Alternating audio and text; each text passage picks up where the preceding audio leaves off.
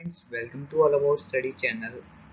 आज हम इस वीडियो में करेंगे एक चैप्टर समझेंगे बेसिकली। तो चैप्टर का नाम है आउटकम्स ऑफ डेमोक्रेसी, जो कि क्लास 10th का एक चैप्टर है। तो चलिए देखते हैं। तो इस चैप्टर में सबसे पहले नाम आता है डेमोक्रेसी का।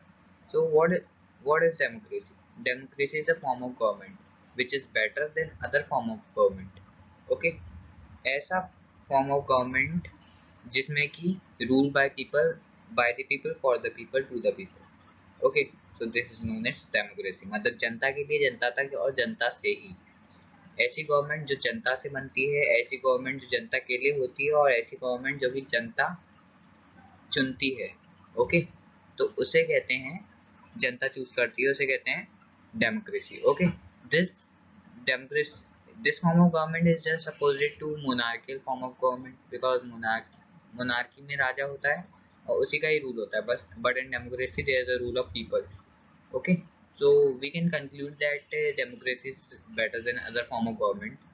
तो इसके लिए रीजन आते हैं, 5 रीजन है इसके।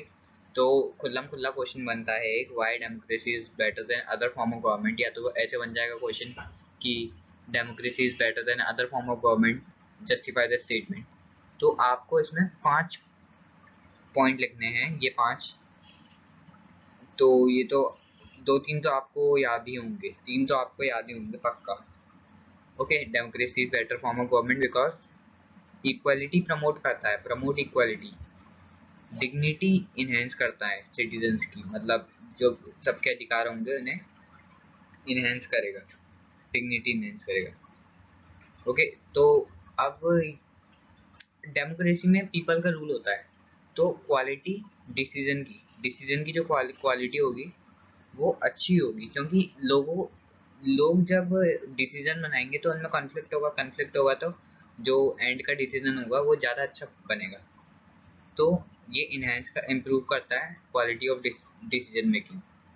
ओके, तो एफिशिएंट बनाता है, डिसीजन मेकिंग मेथड को एफिशिएंट बनाता है क्या, ये डेमोक्रेसी। ओके, तो डिसीजन मेकिंग क्वालिटी को इम्प्रूव करता है democracy. Okay, now it provide a method to resolve conflict. तो कॉन्फ्लिक्ट को, जो मतभेद हो जाते हैं दो ग्रुप के बीच में या बहुत सारे ग्रुप के बीच में, उसको कौन रिड्यूस करता है? डेमोक्रेसी रिड्यूस कर देती है। ठीक है, तो democracy provide method to resolve conflict and allow room to correct our mistakes. तो एक तो कॉन्फ्लिक्ट रिजॉल्व करती है, और 5वां पॉइंट ये है कि ये हमें अपनी गलती सुधारने का मौका देती है। अगर आप किसी मोनार्कियल फॉर्म ऑफ गवर्नमेंट में कुछ गलती करते हैं तो वहाँ आपको उसकी सजा मिलेगी, पर अगर आप in case you are living in a democratic country then you will be allowed to correct your mistake. Okay, तो मिस्टेक करेक्ट करने का मौका मिलता है किसमें? In a democratic form of government. Okay, now दूसरा टॉपिक देखते हैं। दूसरा टॉपिक है हमारा accountable, responsive and legitimate government. Okay, तो यहाँ 3 टर्म आ गए, अकाउंटेबल, रिस्पॉन्सिव, अब आपको नाम से पता चल रहा होगा, लेजिटिमेट। चलिए इनकी डेफिनेशन देखते हैं। ओके, अकाउंटेबल गवर्नमेंट वो होती है, अकाउंटेबल मतलब अकाउंट करती है वो। अकाउंट मतलब वो कोई भी डिसीजन ले रही है तो वो अपना जिम्मा उठाएगी वो उसका, कि हम आंसरेबल होगी। ओके, तो कि हमने ये डिसीजन लिया है, हम इसके अधिकार हैं, और जो भी एक्शन होंगे वो हम लेंगे। ओके, तो यही अकाउंटेबल होता है, जो अकाउंट करती है। Accountable government is a government which is answerable होती है और रिस्पॉन्सिबल होती है। हम जिम्मा उठाती है पूरा। जिम्मा मतलब रिस्पॉन्सिबिलिटी उठाती है। ओके, जो भी वो डिसीजन लेगी उनका, उसके लिए आंसरेबल होगी, मतलब कोई उनसे क्वेश्चन पूछेगा तो वो उनका आंसर देगी, और रिस्पॉन्सिबल होगी मतलब डिसीजन जो लेगी उसके लिए रिस्पॉन्सिबल होगी। ओके, और डेमोक्रेटिक गवर्नमेंट, हाँ डेमोक्रेटिक गवर्नमेंट जो होती है, ये सब फीचर जो हैं वो डेमोक्रेटिक गवर्नमेंट की हैं। अकाउंटेबल गवर्नमेंट कौन सी होती है? डेमोक्रेटिक गवर्नमेंट होती है। रिस्पॉन्सिबल भी आपने पढ़ा नहीं होगा पर आपको पता होगा। शायद, और लेजिटिमेट भी डेमोक्रेटिक गवर्नमेंट होती है, ठीक है। तो डेमोक्रेटिक गवर्नमेंट जो होती है वो आंसरेबल होती है इसकी पीपल के लिए। पीपल किससे कंसिस्ट होती है? पार्लियामेंट से, ओके। तो पीपल और पार्लियामेंट को आंसरेबल होती है कौन सी गवर्नमेंट? Democratic government, okay. अब नाउ रिस्पॉन्सिव गवर्नमेंट। रिस्पॉन्सिव आप नाम से पहचान रहे होंगे, रिस्पॉन्स, जो रिस्पॉन्स करे पीपल को, okay. A government is said to be responsive government when it responds to the demand of the public and considered very much part of the government. ऐसी गवर्नमेंट जो कि पब्लिक डिमांड को respond करे, public की demand जो है उस पर रिस्पॉन्ड करे, मतलब उसका जवाब दे, तो ऐसी गवर्नमेंट को रिस्पॉन्सिव गवर्नमेंट कहा जाता है, ओके। एक डेमोक्रेटिक गवर्नमेंट जो होती है वो हमेशा रिस्पॉन्सिव गवर्नमेंट होती है। क्यों? क्योंकि अगर आप डेमोक्रेसी से कोई मांग करते हो तो वो ऐसा नहीं समझेगी कि जाओ भाई हम नहीं कर रहे, तुम कुछ हमारा बिगाड़ नहीं सकते, हम नहीं कर रहे तुम्हारी डिमांड पूरी, ओके। तो अगर ये ऐसा करेंगे तो डेमोक्रेसी क्या होती है? From the people by the people, to the people, from the people by the people. From the people आ रहा है, पीपल से ही डेमोक्रेसी है। तो अब डेमोक्रेटिक गवर्नमेंट अगर कहती है कि तुम कुछ नहीं बिगाड़ सकते तो उसकी सबसे बड़ी पागलपंती होती है, ओके। इसलिए डेमोक्रेटिक गवर्नमेंट कभी भी पीपल की डिमांड जो होती है उन्हें नेगलेक्ट नहीं कर सकती, ओके। तो रिस्पॉन्ड करती है पब्लिक की डिमांड को और उसको अपनी गवर्नमेंट का पार्टी समझती है, ओके। लेजिटिमेट गवर्नमेंट, लेजिटिमेट मतलब होता है आर पार, ट्रांसपेरेंट, बिल्कुल ट्रांसपेरेंसी एक तरह की, legitimate transparency, okay. The government under which the laws and action are revealed to the people in a public manner and not keep secret from them. All the decisions are based on the norms and procedures. तो ऐसी government जो कि जिसमें कि laws और action जो है, government क्या करती है? लॉज एंड एक्शन बनाती है। तो डेमोक्रेटिक गवर्नमेंट में क्या होता है? जो एक्शन होते हैं और जो लॉज होते हैं वो रिवील्ड होते हैं उनके पीपल के लिए। रिवील्ड मतलब वो जो गवर्नमेंट होती है वो छुपाती नहीं है लॉज और एक्शन को, वो रिवील करके रखती है, मतलब ट्रांसपेरेंसी रहती है एक तरह से गवर्नमेंट और पीपल के बीच में। ट्रांसपेरेंसी मतलब दीवार खड़ी कर दी और बीच में ग्लास लगा दिया, वो ट्रांसपेरेंट है? नो। ट्रांसपेरेंट मतलब जो भी लॉज और एक्शन जो है जो गवर्नमेंट बना रही है वो पीपल में रिवील्ड हो पब्लिक मैनर की तरह, ओके। रिवील्ड मतलब पीपल को उनकी जानकारी हो पूरी की पूरी और उनसे कुछ भी बात सीक्रेट ना हो, सीक्रेट रखी ना हो, ओके। तो ऐसी गवर्नमेंट को कहा जाता है legitimate government. Democracy is a legitimate form of government, okay. तो हमने अभी तक क्या पढ़ा? Democracy, why democracy is better form of government, क्योंकि इक्वालिटी प्रोवाइड करती है, डिग्निटी प्रोवाइड करती है और improve the quality of decision making और allow room to correct a mistake, बस, ओके। तो ये सब हमने पढ़ा और हमने ये पढ़ा कि अकाउंटेबल, रिस्पॉन्सिव और लेजिटिमेट गवर्नमेंट, ये तीनों किसके फीचर हैं? डेमोक्रेटिक गवर्नमेंट के, ओके। तो एक और वो था, छोड़ दिया मैंने वो अभी अभी बोलने में। जो डेमोक्रेसी होती है वो कॉन्फ्लिक्ट को भी रिड्यूस करती है, it removes the conflict among various groups, okay. तो इसलिए वो डिजायरेबल फॉर्म ऑफ गवर्नमेंट होती है, मतलब बेटर फॉर्म ऑफ गवर्नमेंट होती है, ओके। तो चलिए अब हम दूसरा टॉपिक शुरू करते हैं। दूसरे टॉपिक का नाम है democratic government as efficient and effective government, okay. तो चलिए देखते हैं। There are many people who think democracy procedure less effective government because, तो ऐसे कई सारे लोग हैं जो कि ये सोचते हैं कि डेमोक्रेसी जो है वो लेस इफेक्टिव है। लेस इफेक्टिव मतलब इसके जो परिणाम होते हैं, जो इनका रिजल्ट होता है वो ज़्यादा अच्छा नहीं आता है। सो भाई सही सोचते हैं। अब कुछ लोग नेगेटिव भी सोचते हैं, कुछ लोग पॉजिटिव भी सोचते हैं। नेगेटिव वाले लोगों का दे रखा है यहाँ, ओके। तो नेगेटिव जो लोग सोचते हैं वो इसलिए सोचते हैं क्योंकि it always worry about the majority and public opinion.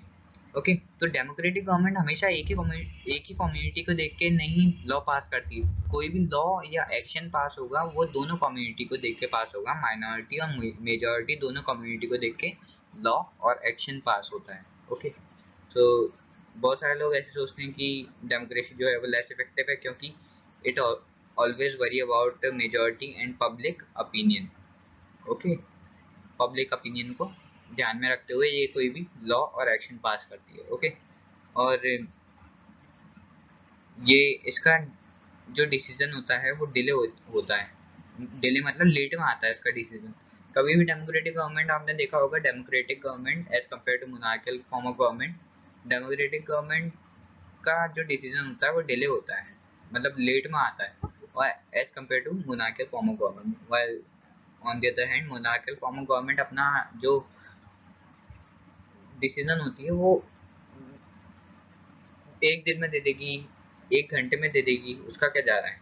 Okay, वो तो कौन सा वो मेजॉरिटी और माइनॉरिटी को देखती है। ओके, अब क्योंकि डेमोक्रेटिक गवर्नमेंट मेजॉरिटी और माइनॉरिटी के ओपिनियन को, मेजॉरिटी और पब्लिक ओपिनियन को बहुत मोल देती है, मतलब बहुत वैल्यू देती है, इसलिए वो उसका डिसीजन भी लेट होता है। ओके, तो so can be say that these are the ways in which we can say that democracy is a less effective form of government. So simply the answer is no, क्योंकि अगर हम मान लें कि delay कर रही है ये डिसीजन, तो अब हम माने कि नॉन डेमोक्रेटिक गवर्नमेंट जो है वो डिसीजन पास कर रही है, तो क्या वो डिसीजन टिक पाएगा ज़्यादा देर के लिए? नो। अब क्योंकि मोनार्कियल फॉर्म ऑफ गवर्नमेंट में राजा ही डिसीजन पास कर रहा है, तो वो अपने हिसाब से करेगा, पब्लिक के हिसाब से क्यों करेगा ना। तो पब्लिक जो होगी वो उसको कॉन्फ्लिक्ट करेगी। ओके, तो इससे क्या होगा, वो डिसीजन ज़्यादा देर के लिए टिकेगा नहीं, वो डिसीजन जो होगा वो ज़्यादा देर के लिए टिकेगा नहीं, क्योंकि लोग उसको कॉन्फ्लिक्ट करेंगे, उसे अपोज करेंगे। ओके, तो इसलिए जो मोनार्कियल फॉर्म ऑफ गवर्नमेंट होता है उसका डिसीजन जो होता है वो टिकता नहीं है। और ऑन द अदर हैंड माना कि डेमोक्रेटिक गवर्नमेंट डिले करती है डिसीजन को, पर जो इसका डिसीजन होता है ना वो लॉन्ग लिविंग होता है, मतलब लॉन्ग लास्टिंग होता है। ओके, इसका डिसीजन बहुत लंबे समय तक चलता है, तो इसलिए so we can't say that democracy is less effective government due to these two reasons. Okay, इन दो रीजन की वजह से हम ये नहीं कह सकते कि डेमोक्रेसी जो होती है वो less effective form of government होती है। ओके, नाउ अब हम देखते हैं, इसी को एक्सप्लेन करेंगे, decision making by democratic government. Democratic government कैसे डिसीजन बनाती है। देयर इज, वही एक्सप्लेन कर रहे हैं हम अभी बताया था पीछे। There is a delay in the decision making in democracy because it is based on the idea of deliberation and negotiation. तो डिलिबरेशन और नेगोशिएशन के बेस पे चलती है ये डेमोक्रेटिक गवर्नमेंट जो होती है वो डिलिबरेशन और नेगोशिएशन के बेसिस पे चलती है। तो ये इंपॉर्टेंट है line. Fill in the blanks आ गए हैं 2021 के एग्जाम में, तो उसमें आ सकता है। Okay, there is a delay in decision making in democracy because it is based on the idea of deliberation and negotiation. तो लोगों के मत को ध्यान रखते हुए ये डिसीजन बनाती है, तो इसके डिसीजन में डिले हो सकता है। Okay, so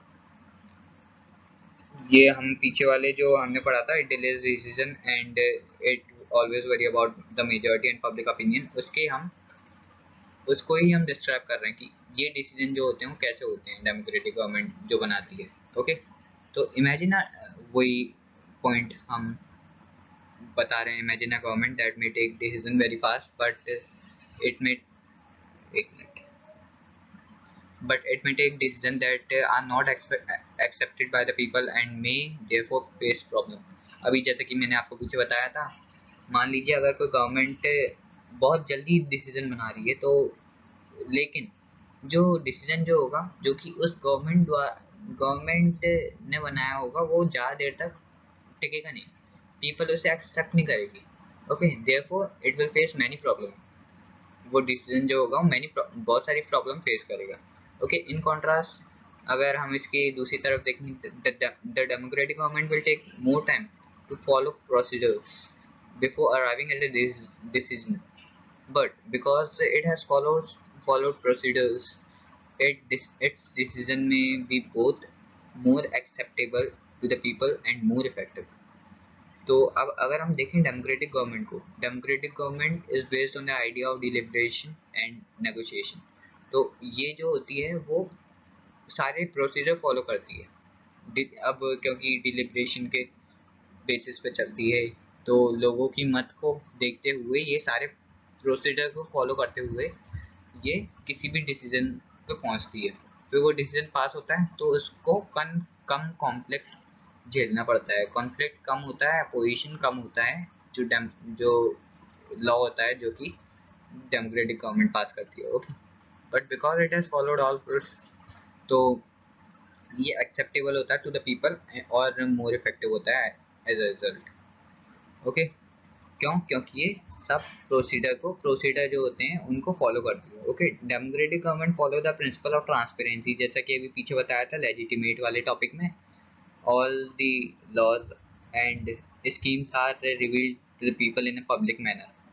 Okay, so this is known as transparency. जो भी laws वगैरह हैं उनको reveal करना people में as a public manner. Okay, this factor is often missing.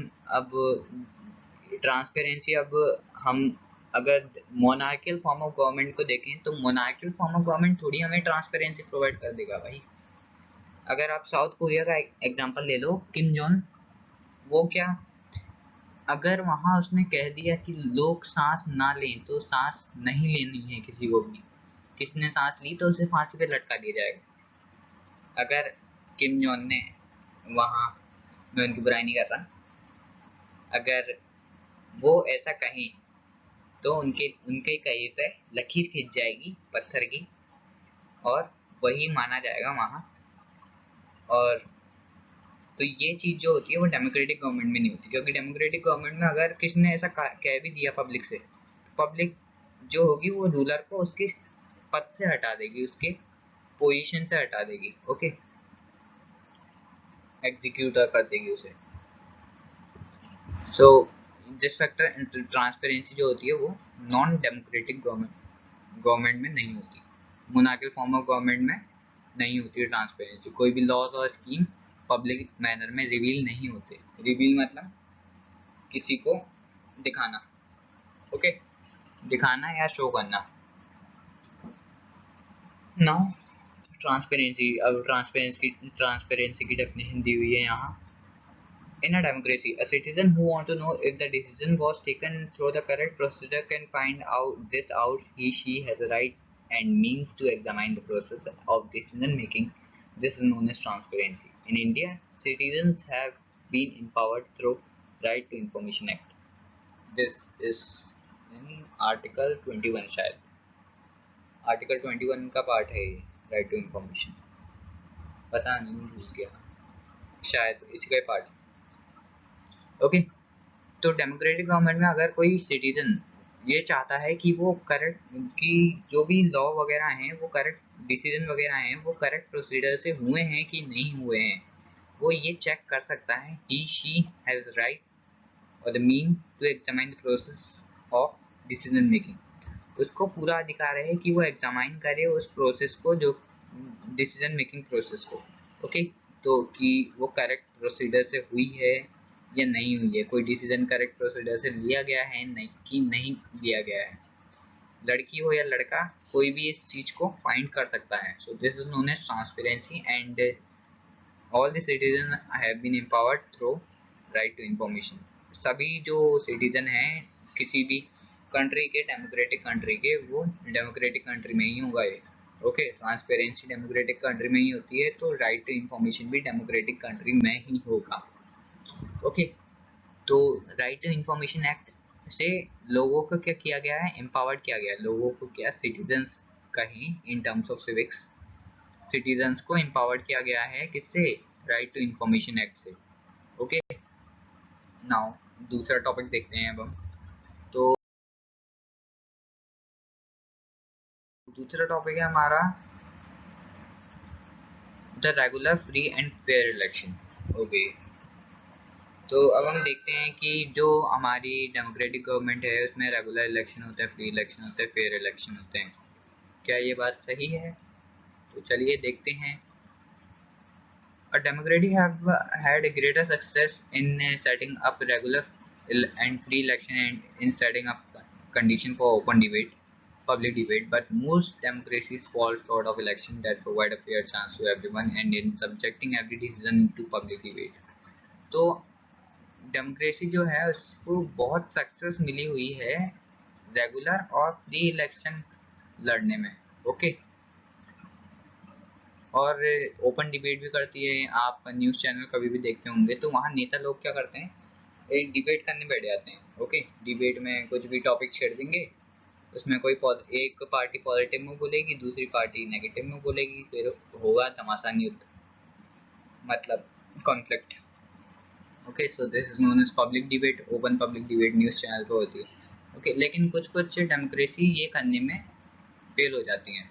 Okay, तो इससे जिससे कि जो फेयर चांस जो होता है, फेयर चांस मतलब सबको इक्वल अधिकार वोट देने का, वो छूट जाता है पीछे। Okay, and in subjecting every decision public debate. और जो पब्लिक डिबेट जो होती है उसमें सब डिसीजन जो हों वो सब्जेक्ट करना मुश्किल हो जाते हैं, मतलब वो लाना मुश्किल हो जाते हैं। तो बहुत बहुत सारी डेमोक्रेसी जो होती हैं वो इसमें नीचे गिर जाती हैं। ओके, लेकिन डेमोक्रेसी जो है उसमें उसको सही में सक्सेस मिली हुई है रेगुलर फ्री इलेक्शन में।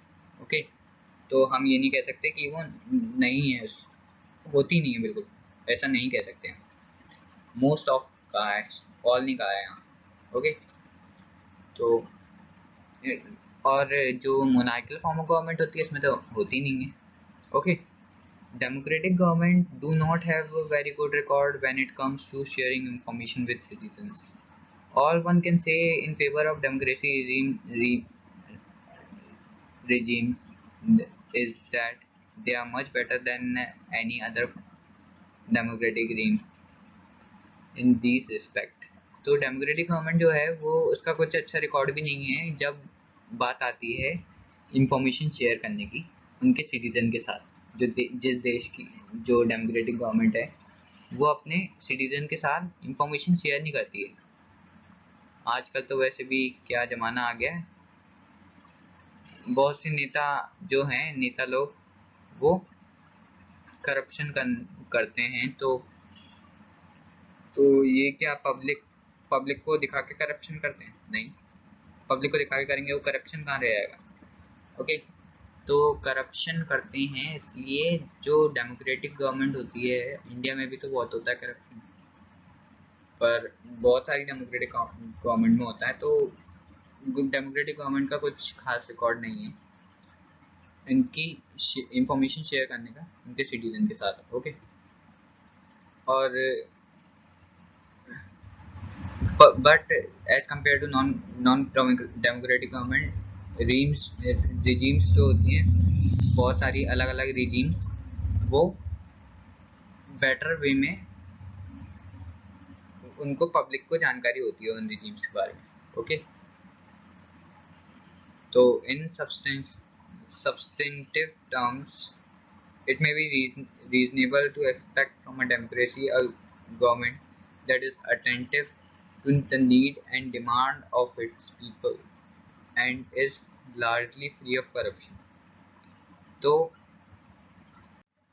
तो अगर हम अलग टर्म्स में कहें, in other word it may be reasonable, ये हम डेमोक्रेसी से ये एक्सपेक्ट कर रहे हैं कि वो पीपल, जो डेमोक्रेसी है वो डेमोक्रेटिक गवर्नमेंट वो पीपल की डिमांड को अटेंटिव रहे और फ्री ऑफ करप्शन रहे, जो करप्शन है उससे फ्री रहे।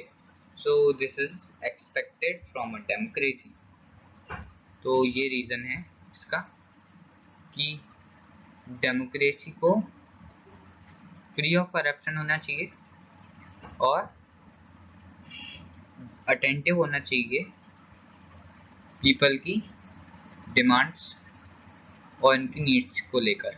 ओके, सो क्योंकि अब डेमोक्रेसी में क्या होता है, ज़्यादातर डेमोक्रेसी में जो नीड और डिमांड होती है पीपल की, वो उसे नेग्लेक्ट कर दिया जाता है। ओके, तो नेगोशिएट कर दिया जाता है। तो जो डेमोक्रेटिक गवर्नमेंट होती है और वो करप्शन भी होता है उसमें थोड़ा बहुत। ओके, तो डेमोक्रेसी से सब्सटेंटिव टर्म में ये अदर टर्म में इस डेमोक्रेसी से ये एक्सपेक्ट करते हैं कि उसे पीपल की डिमांड और नीड के लिए अटेंटिव होना चाहिए और फ्री ऑफ करप्शन होना चाहिए। Okay, the record of democracy is not impressive on these two counts. तो जो रिकॉर्ड है डेमोक्रेसी का वो इम्प्रेसिव नहीं है, अच्छा नहीं है इन दो चीज़ों को लेकर। क्या? इंफॉर्मेशन शेयर नहीं करती है, और दूसरा ये डेमोक्रेसी जो है वो ओपन डिबेट करने में फेल हो जाती है। ओके, और फेयर और फ्री इलेक्शन भी नहीं होते ज़्यादातर। सो there is one aspect in which democratic government is certainly better than the alternative. Democratic government is legitimate government. It may be slow, less effective, not always. There is one aspect respect in which democratic government is certainly better than its alternative. Democratic government is legitimate government. It may be slow, less effective, not always very responsive or clean. Okay, तो democratic government जो होती है वो legitimate government होती है। Legitimate मतलब वो reveal करती है पब्लिक मैनर में चीज़ों को, मतलब लॉज और एक्शन को। Okay, it may be slow, slow भी हो सकती है ये, slow, less efficient, not always very responsive और क्लीन। तो रिस्पॉन्सिव भी कभी कभार ये नहीं होती, और लेस एफिशिएंट भी हो सकती है, और स्लो भी हो सकती है। ओके, होती कम केसेस में, ज़्यादा केसेस में ये होता है, स्लो होती है, लेस इफेक्टिव होती है, नॉट ऑलवेज रिस्पॉन्सिव और क्लीन होती है। ओके, क्लीन भी नहीं होती, रिस्पॉन्सिव भी नहीं होती। ओके, नाउ अब हम दूसरा टॉपिक देखते हैं। दूसरा टॉपिक है हमारा इकोनॉमिक ग्रोथ एंड डेवलपमेंट। क्या हम कह सकते हैं कि अगर कोई रीजन है हमारा, कोई जगह है, वहाँ इकोनॉमिक ग्रोथ नहीं है, तो क्या वो रीजन डेवलप्ड, अगर वो रीजन डेवलप नहीं है, वहाँ इकोनॉमिक ग्रोथ नहीं है, तो हम क्या कह सकते हैं कि वहाँ डेमोक्रेसी अच्छी नहीं है? So the answer is no. Okay, because economic growth depends upon economic life of a country. So economy बिल्कुल अलग चली जाती है और सिविक्स बिल्कुल अलग चली जाती है। ओके, तो सिविक्स डेमोक्रेसी से हम ये नहीं कह सकते कि अच्छी डेमोक्रेसी है वाली और इकोनॉमिक ग्रोथ नहीं है, अच्छी डेमोक्रेसी है, इकोनॉमिक ग्रोथ नहीं है, तो हम क्या ये कहेंगे कि डेमोक्रेसी की वजह से हमारी इकोनॉमिक ग्रोथ नहीं है? नो, क्योंकि इकोनॉमिक ग्रोथ जो होती है वो बहुत सारे फैक्टर पर डिपेंड करती है, जैसे कि पॉपुलेशन ऑफ अ कंट्री, उनकी साइज़ के ऊपर डिपेंड करेगी, और ग्लोबल सिचुएशन के ऊपर डिपेंड करेगी, इकोनॉमिक रिसोर्सेज के ऊपर डिपेंड करेगी, पॉपुलेशन साइज जैसा कि मैंने बताया उस पर डिपेंड करेगी, कॉपरेशन फ्रॉम अदर कंट्रीज, दूसरी कंट्रीज से कैसे कॉपरेट कर रही हैं उस पर डिपेंड करेगी, economic priority adopted by the country, कौन कौन सी इकोनॉमिक प्रायोरिटी जो कंट्री अडॉप्ट करती है उस पर डिपेंड करेगी। जो कंट्री होती है वो बहुत सारे इकोनॉमिक जो पॉलिसीज़ वगैरह होती हैं वो लगाती हैं, जैसे कि एमएनसीज़ के लिए सेस, मतलब स्पेशल इकोनॉमिक जोन्स बनाई। ओके, तो इस तरह से बहुत सारी इकोनॉमिक प्रायोरिटीज़ कंट्री जो होती है वो अडॉप्ट करती है ताकि उसकी इकोनॉमिक ग्रोथ और डेवलपमेंट होगा। ओके, तो economic development depend on these factor. Okay, तो ये फैक्टर याद होने चाहिए, और कभी भी आपको क्वेश्चन आए growth is democracy is a factor of for economic growth and development, is democracy a factor of economic growth and development? So you will say the answer is no, because economic development depend on many factors like population size, economic resources, global situation, population from other countries, and economic priority adopted by the country. Okay, So consider all democracy and all dictatorship for the 50 year between 1950 and the 2000 dictatorship have slightly higher rate of economic growth, but this cannot be alone the reason to reject democracy. तो अगर हम 1950 से लेकर अगर हम जाते हैं 1950 से लेकर अगर हम जाते हैं 2000 तक, मतलब 50 साल हमने ले ली, तो इस 50 सालों में डिक्टेटरशिप जो है उसमें हाइयर इकोनॉमिक रेट ग्रोथ है, लेकिन हम इससे इकलौते रीजन से हम डेमोक्रेसी को रिजेक्ट नहीं कर सकते, okay, because economic development in चीज़ों पर डिपेंड करता है, okay, it totally depends on this 5 things, okay.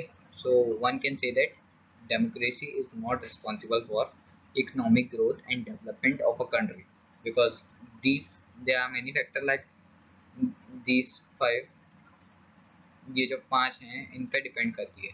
These are the 5 factors on which the economic growth and development of a country depends on, okay. तो overall we can not say that democracy is guaranteed of economic development. अब हम ये नहीं कह सकते कि democracy जो है वो गारंटी दे रही है किसी भी कंट्री के इकोनॉमिक डेवलपमेंट का, but we can expect democracy not to lag behind dictatorship in this respect. लेकिन हम डेमोक्रेसी से ये एक्सपेक्ट कर सकते हैं कि वो डिक्टेटरशिप से पीछे नहीं रहेगी इकोनॉमिक ग्रोथ एंड डेवलपमेंट के मामले में, ओके. मतलब कहीं डेवलपमेंट हो रहा है, इकोनॉमिक ग्रोथ और डेवलपमेंट हो रहा है, तो उस मामले में डेमोक्रेसी पीछे नहीं हटती डिक्टेटरशिप से. हालांकि डिक्टेटरशिप में इकोनॉमिक ग्रोथ होती है, जैसे कि मैं आपको एग्जांपल देता हूँ. आप 9th क्लास में हिटलर वाला चैप्टर पढ़ा होगा, ओके. तो आपने फर्स्ट वर्ल्ड वॉर हुई थी वहाँ, तो जर्मनी हार गई थी basically. Allies power and axis power के बीच में जर्मनी हार गई थी, ओके. तो जर्मनी को करेंसी वहाँ बहुत नीचे चले गई थी फिर, ओके. मतलब 1 करोड़ इंडियन रुपीस ही $1 करोड़ों में आ जाता था, ठीक है. तो करोड़ों में जाता था, सोचो कितने करोड़ में, 7 जीरो उतने करोड़ में, ओके. तो फिर वहाँ आया हिटलर था डिक्टेटरशिप बहुत. हालांकि उसमें नेशनलिज्म की फीलिंग भी बहुत थी, पैट्रियट था वो, एक देशभक्त था, पैट्रियॉटिक की फीलिंग बहुत थी, नेशनलिज्म की फीलिंग बहुत थी उसमें. तो उसने क्या किया, बहुत वहाँ इकोनॉमिक ग्रोथ की हजालमार सैचेट जो था, इकोनॉमिस्ट था एक, हजालमार सैचेट, उसको बुलाया और वहाँ पे प्लान किया इकोनॉमिक ग्रोथ को लेके. किसने? हिटलर ने, ओके. हालांकि आपके वो काम का नहीं है, काम का है आपका ये चैप्टर फर्स्ट, ओके. तो डिक्टेटरशिप जो होती है वो इकोनॉमिक ग्रोथ के लिए स्लाइटली हायर रेट होता है इकोनॉमिक ग्रोथ का, जो डिक्टेटरशिप वाली कंट्री होती हैं उनमें, ओके. तो अब हाँ, अब जो है जर्मनी की यूरो चलता है, क्या चलता है, अरे मैं फ्रांस में चलता है यूरो, हाँ जो भी चलता है, पर यूरो ही चलता है जर्मनी में, हाँ. तो 1 यूरो जो होता है वो जर्मनी करेंसी बोल लो, वो उसी के बराबर होता है, यूएस डॉलर के बराबर, ओके. यूएस डॉलर भी छोटा है जर्मनी की करेंसी के सामने, ओके. तो चलिए देखते हैं, अब आगे देखते हैं. Reduction of inequality and poverty. तो नेक्स्ट टॉपिक का नाम है reduction of inequality and poverty. कैसे हम डेमोक्रेसी से एक्सपेक्ट करते हैं इनइक्वालिटी और पॉवर्टी को लेकर, okay. As democracy is a government of people, so one expect democracy to reduce economic disparities. तो डेमोक्रेसी जो होती है वो गवर्नमेंट ऑफ द पीपल होती है, लोगों की सरकार होती है. तो कोई भी आदमी, नॉर्मल आदमी यही एक्सपेक्ट करेगा डेमोक्रेसी से कि वो इकोनॉमिक डिसपैरिटीज़ को रिड्यूस कर दे, जो भेदभाव हैं इकोनॉमिक तरीके से उनको रिड्यूस कर दे. मतलब ये इकोनॉमिक डिसपैरिटीज़ कैसे, जैसे कि अगर कोई इंसान है, उसके पास अमीर इंसान है, वही अमीर होगा, तो और गरीब जो होगा बेचारा हो, तो उसके पास खाना खाने के लिए भी पैसा नहीं होगा, तो इस टाइप को रिड्यूस करे, इकोनॉमिक डिस्पैरिटीज को रिड्यूस करे, ये काम है, मतलब ये लोग एक्सपेक्ट करते हैं किससे, फ्रॉम डेमोक्रेसी से। Okay, most of the democracy of the world have failed on this issue. जो बहुत सारी डेमोक्रेसी हैं जो वर्ल्ड की, वो इस इशू में, इस मामले में फेल हो गई हैं। ओके, मतलब फेल हो गई हैं, पास हो गई हैं, मतलब मार्क्स अच्छे नहीं आए इसलिए फेल हो गई हैं। नो, वो इकोनॉमिक डिस्पैरिटीज को हटाने में फेल हो गई हैं। ओके, मतलब उसे हटा नहीं पाई हैं, मतलब इनइक्वालिटी है, अभी भी एग्जिस्ट करती है इन democratic countries. Okay, in most of the democracies, a small number of ultra rich enjoy highly disproportionate share of wealth and income. Not only that, their share in the total income of the country has been increasing, those at the bottom of the society having a very little to depend upon. तो अब हम क्या हैं, हम कौन सी country में हैं, हम इंडिया में हैं।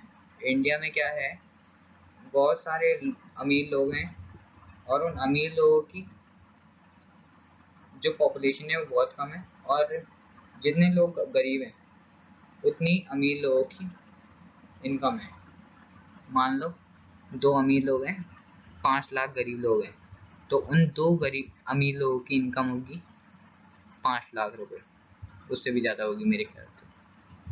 क्योंकि इंडिया में क्या है ना, इंडिया क्या डेमोक्रेटिक गवर्नमेंट जो हुई, उसमें अल्ट्रा रिच जो होते हैं वो बहुत सारी वेल्थ का एंजॉय करते हैं, वेल्थ एंजॉय करते हैं, और जो बॉटम पे आते हैं, जो लोग, मतलब जो लोग सोसाइटी के बॉटम बॉटम पे आते हैं, वो बहुत, उनके पास वेल्थ बहुत कम होती है जिस पे वो डिपेंड हो। Okay, so this is disproportionate share of wealth and incomes. So one expect from the democracy to reduce this disproportionate economic economies. Okay, मतलब disproportionate share of wealth and income, तो इसको हटा दें, disproportionate share of wealth and income। Democracy से ये expect किया जाता है कि वो ये डिस्प्रपोर्शन जो है वो हटा दे। Okay, so in actual life democracy do not appear to be very successful in reducing economic inequality। तो डेमोक्रेसी जो है वो ज़्यादा सक्सेसफुल नहीं है इन इकोनॉमिक इनइक्वालिटी को हटाने में। जैसा कि अभी ऊपर बताया कि मतलब मिडिल क्लास फैमिली तो सही है, मिडिल क्लास तब भी सही है, उनकी छाती बिल्कुल फूल गई है, इतनी छोटे हैं वो, मतलब इतनी कम उनकी पॉपुलेशन है, और उनकी बॉडी ऐसे फूली हुई है, आप एनसीईआरटी में डायग्राम भी होगा, बॉडी बिल्कुल फूली हुई है, ऊपर बहुत कम है, बहुत कम लोग हैं किसमें, अल्ट्रा रिच में बहुत कम लोग हैं, और उनकी बिल्कुल कुछ ज़्यादा ही रिच हो गए हैं। ओके, और सब है उनके पास, बॉडी फूल रखी है बिल्कुल, और जो लोग बॉटम में हैं, सोसाइटी के बॉटम पे हैं, उनके पास खाने के लिए तक पैसा नहीं है। ओके, तो ये बात है डेमोक्रेटिक कंट्री की। तो डेमोक्रेसी जो है वो हटा भी नहीं पाई है, जो इकोनॉमिक इनइक्वालिटी हैं उनको हटाने में भी सक्सेसफुल नहीं है ज़्यादा। ओके, द पुअर जो पुअर हैं वो लार्ज प्रपोर्शन बनाते हैं वोटर्स का, वोटर जो हैं वो ज़्यादातर डेमोक्रेटिक कंट्री में पुअर होते हैं ज़्यादातर वोटर। ओके, और अब क्या, कोई भी पार्टी जो होगी वो अपना वोट तो लूज करना ही चाहेगी। ओके, तो वो क्या करती है, पुअर पीपल को टारगेट बनाती है अपना। ओके, कौन, party which contest election. Okay, group of people that contest election. Okay, तो वो पार्टी जो होगी वो किनको निशाना बनाएगी, अपना पुअर पीपल को। ओके, तो yet democratically elected government do not appear to be as need to address the question of poverty as you would expect to them। तो डेमोक्रेसी ये पॉवर्टी हटाने में ज़्यादा सक्सेसफुल नहीं है। ओके, जैसा कि हम उनसे एक्सपेक्ट करते हैं, एक्सपेक्ट करते हैं डेमोक्रेसी से कि वो भाई हटा देगी पॉवर्टी, पर ऐसा नहीं है, वो नहीं हटा पाई। Okay, democracy was failed in this issue. इस इश्यू में फेल हो गई। Okay, the situation is much worse in some other countries. In Bangladesh, more than half of its population live in poverty. People in several poor countries are now dependent on the rich countries even for food supplies. तो ये जो situation है वो कुछ ज़्यादा ही बिगड़ी हुई है कुछ दूसरी कंट्रीज में, जैसे कि बांग्लादेश में half population, more than half of its population जो है वो पॉवर्टी में रह रही है। ठीक है, और बहुत सारे जगह की कंट्रीज में ऐसा होता है कि पीपल के पास कुछ खाने के लिए भी चीज़ नहीं होती है, और वो बहुत सारी रिच कंट्री होती है उस पर डिपेंडेंट होती है for their food supplies.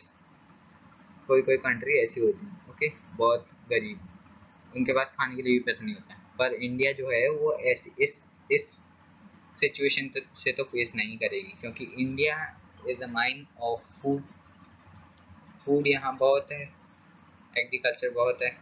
So India will never face from such kind of situation. Okay, India face नहीं करेगी कभी भी फेमाइन से, कभी भी एपिडेमिक से which is related to food. Okay, now अब दूसरा हम टॉपिक, तो अब हमारा दूसरा टॉपिक है अकोमोडेशन ऑफ रीजनल डाइवर्सिटी और सोशल डाइवर्सिटी। ओके, तो ये हम देखेंगे।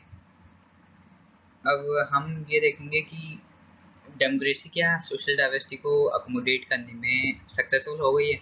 So most of democracy of the world have successfully accommodated social diversity. तो हमारा आंसर है यस।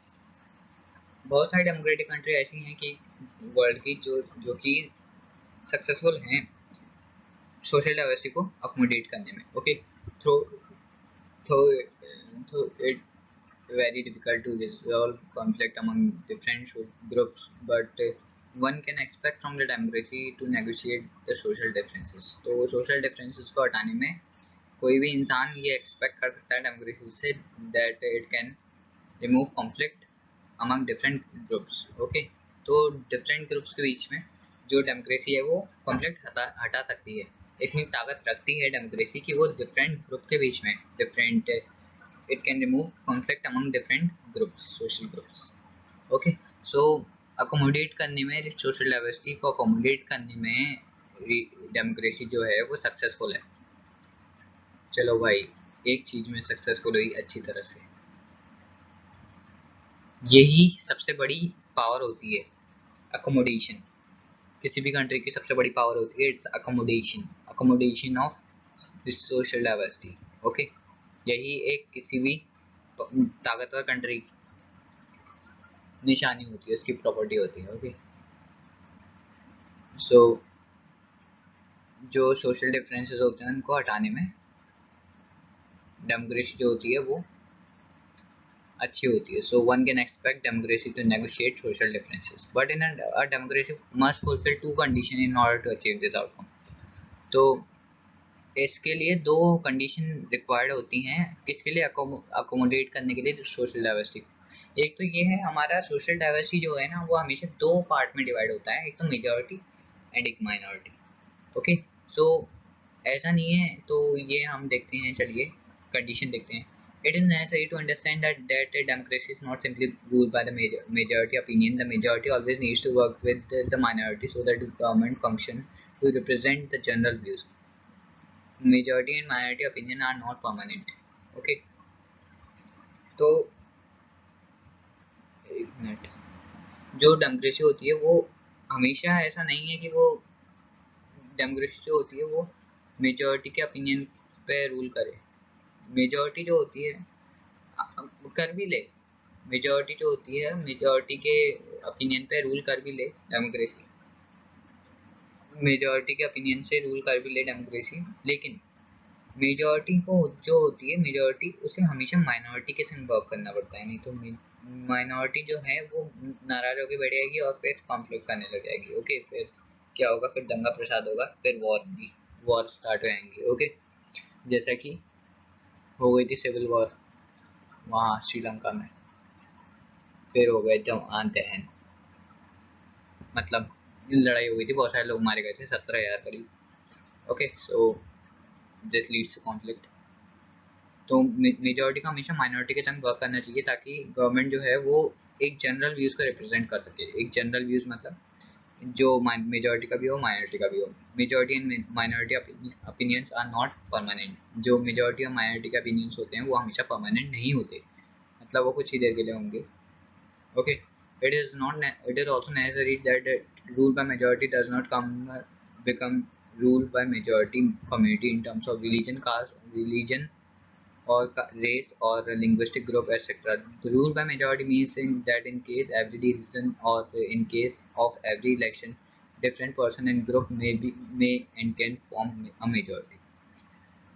तो हमें ये भी समझ लेना चाहिए कि जो रूल है मेजॉरिटी के द्वारा, वो रूल मेजॉरिटी का ही रूल नहीं है होगा। ओके, चाहे वो रिलीजन, रेस, रेस क्या, रेस नक्स, ये गोरा या काला, और लिंग्विस्टिक बेसिस पे क्यों ना। Okay, rule by majority means in case every decision और इन केस एवरी इलेक्शन। तो मेजॉरिटी का मतलब क्या होता है कि every in case of election और बाकी सब डिसीजन के केस में अगर डिफरेंट पर्सन और ग्रुप वो जो है वो मेजॉरिटी फॉर्म कर सकते हैं। So rule by majority means जो है कि डिफरेंट पर्सन जो हैं या डिफरेंट ग्रुप वो मेजॉरिटी फॉर्म कर सकते हैं इलेक्शन में, चाहे कोई भी डिसीजन हो उसमें। ओके, तो it is not necessary that rule by majority does not become the rule by majority community. तो ये जरूरी नहीं है कि मेजॉरिटी का रूल मेजॉरिटी का ही रहे। ओके, तो ये बात होती है डेमोक्रेटिक कंट्री की। ओके, डेमोक्रेटिक कंट्री को ये दो चीज़ फॉलो करनी पड़ती है। Rule by majority should not does not become the rule by majority in terms of religion or linguistic groups, etc. And democracy is simply rule by majority opinion, is not simply rule by majority opinion. Majority needs to work with minority. Okay, democracy means democracy as only as long as every citizen have a chance of being in majority at some point of time. तो majority कहीं भी बन सकती है, कोई भी group of people या people कोई भी बहुत सारे पीपल ग्रुप ऑफ पीपल बना सकते हैं majority. So every citizen have the chance of being in majority at a point of time. Okay, if someone is barred from being in majority on the basis of their birth, and then the democratic rule causes to accommodate for that person or group. तो अगर कोई person beard हो रहा है, beard मतलब रुक रहा है मेजॉरिटी में आने से, तो इसका मतलब है डेमोक्रेटिक रूल जो होंगे वो नहीं अप्लाई होंगे उस पर्सन को या उस ग्रुप को अकोमोडेट करने के लिए। ओके, तो डेमोक्रेसी उसे अकोमोडेट नहीं कर पाएगा अगर कोई ग्रुप या पीपल या ग्रुप ऑफ पीपल अगर मेजॉरिटी में नहीं आ रहे थे उन्हें chance. So the next topic is dignity and freedom of the citizens. Okay, तो हम इसमें देखेंगे कि क्या डेमोक्रेसी जो है वो उसकी सिटीजन के फ्रीडम और उसकी डिग्निटी को इम्प्रूव करने में सक्सेसफुल है कि नहीं है। ओके, तो डेमोक्रेसी डिग्निटी होती है स्वाभिमान। Okay, so democracy stands much superior to any other form of government in promoting dignity and freedom of individual। तो जो डेमोक्रेसी है वो इंडिविजुअल के किसी भी इंडिविजुअल के डिग्निटी और उसके फ्रीडम को प्रमोट करने में सक्सेसफुल है, सुपीरियर है, सबसे सुपीरियर है डेमोक्रेसी। ओके, तो डेमोक्रेसी जो है वो प्रमोट करती है डिग्निटी और फ्रीडम इंडिविजुअल की। Okay, so this is one of the main reason why democratic government is better than other form of government. Okay, so take the case of dignity of women. तो अब हम dignity women की dignity का case लेते हैं। तो हम पहले देखते हैं कि पहले जो था वो मेल डोमिनेटेड सोसाइटी थी। ओके, पहले की सोसाइटी जो थी वर्ल्ड की वो मेल डोमिनेटेड सोसाइटी थी। Okay, so it was not possible for democracy to change the structure. तो जो डेमोक्रेसी था उसके लिए स्ट्रक्चर चेंज करना पॉसिबल नहीं था। Okay, but democracy have provided opportunity for the women to get equal treatment. लेकिन डेमोक्रेसी ने क्या किया है, वुमेन्स को इक्वल अपॉर्चुनिटी प्रोवाइड करी ताकि उन्हें इक्वल ट्रीट किया जाए एज ऑफ मैन की तरह उन्हें इक्वल ट्रीट किया जाए। Okay, in non democratic setup the unacceptability would not have the legal basis because the principle of individual freedom and dignity would not have been moral force there। तो जो non democratic setup जो है उसमें अनएक्सेप्टेबिलिटी को legal basis नहीं दिया जाएगा, क्योंकि वहाँ नॉन डेमोक्रेटिक गवर्नमेंट में क्या होगा कि राजा का डिसीजन होगा, किसी और का डिसीजन नहीं माना जाएगा। ओके, जो राजा ने कहा वही लीगल बेसिस होगा। Okay, let us take the example of caste inequality India.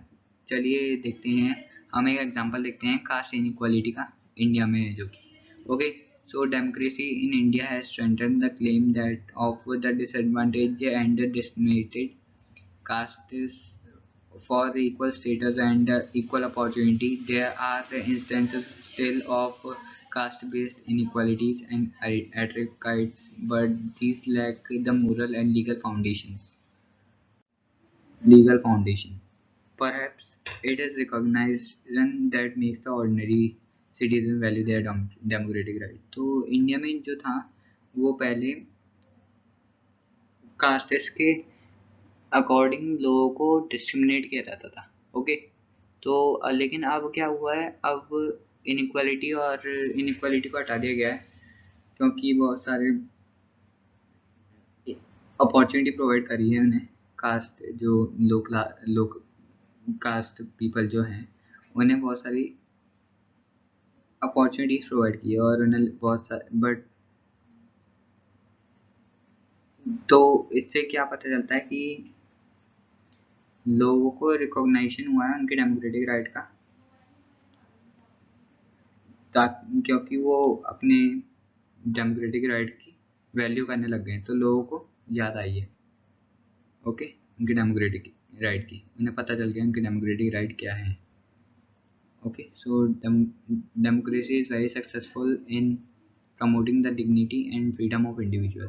Okay, तो इस मामले में डेमोक्रेसी जो है वो बहुत सक्सेसफुल है। नाउ दूसरा टॉपिक देखते हैं, एक्सपेक्टेशन।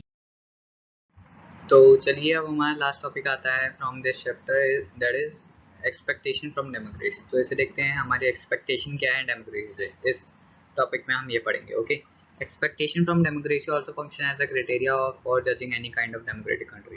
ओके, तो एक्सपेक्टेशन जो होती है डेमोक्रेसी से वो किसी भी कंट्री को, डेमोक्रेटिक कंट्री को जज करने के लिए क्राइटेरिया होता है expectation from democracy, so it acts as a barometer for judging any democratic country. As people get some benefit of democracy, they ask for more and they want to make democracy even more better।